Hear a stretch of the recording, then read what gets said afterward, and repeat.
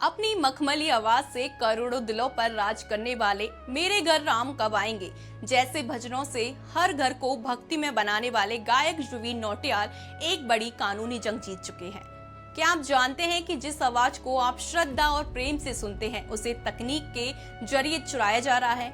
Delhi high court ने अब इस पर करारा प्रहार किया है। जुबीन नौटियाल एक ऐसा नाम जिनकी आवाज में मां सरस्वती का वास है, लेकिन हाल ही में कुछ एआई यानी कि आर्टिफिशियल इंटेलिजेंस प्लेटफॉर्म और वेबसाइट ने उनकी दैवीय आवाज को और उनके स्टाइल को और उनकी छवि को गलत इस्तेमाल किया था। बिना इजाजत उनकी आवाज को क्लोन किया जा रहा था, डीप फेक कंटेंट बनाया जा रहा था, जिस पर दिल्ली हाई कोर्ट ने इस पर ऐतिहासिक फैसला सुनाया है। जस्टिस तुषार राव गेडला ने अंतरिम आदेश जारी करते हुए एआई प्लेटफॉर्म और ई कॉमर्स पोर्टल्स को सख्त निर्देश दिए हैं। अब कोई भी बिना इजाजत जुबीन का नाम और उनकी आवाज या उनकी गायकी का अंदाज या फिर उनकी तस्वीर को इस्तेमाल नहीं कर पाएगा।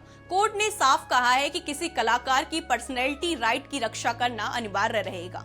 भक्तों के लिए जुबीन की आवाज महज एक कला नहीं बल्कि भक्ति का मार्ग है। जब वे गाते हैं सबरी बुहारे रास्ता आएंगे राम जी, तो श्रोता भाव विभोर हो जाते हैं। कोर्ट में जुबीन के वकीलों ने दलील दी थी कि एआई के जरिए उनकी आवाज की नकल करना न केवल आर्थिक नुकसान है बल्कि उनकी साख और गरिमा पर भी चोट है, जिसे उन्होंने सालों की साधना कर कमाया है। बॉलीवुड के मशहूर गायक जुबीन नौटियाल के व्यक्तित्व अधिकारों के मामले में दिल्ली हाई कोर्ट ने आज गायक के पक्ष में एक ऐतिहासिक फैसला सुनाया है।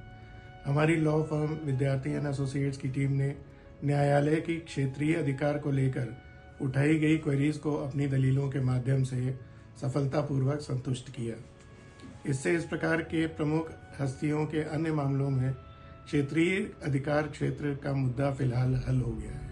कोर्ट ने माना है कि यह क्षति ऐसी है जिनकी भरपाई पैसों से नहीं की जा सकती। इस फैसले के बाद अब जुबीन की आवाज को चुराने वाली वेबसाइट और मोबाइल ऐप्स और लिंक को ब्लॉक करने के आदेश भी दिए गए हैं, चाहे वो सोशल मीडिया हो या फिर और कोई प्लेटफॉर्म। अब जुबीन की आध्यात्मिक और सुरीली पहचान पूरी तरह सुरक्षित रहेगी।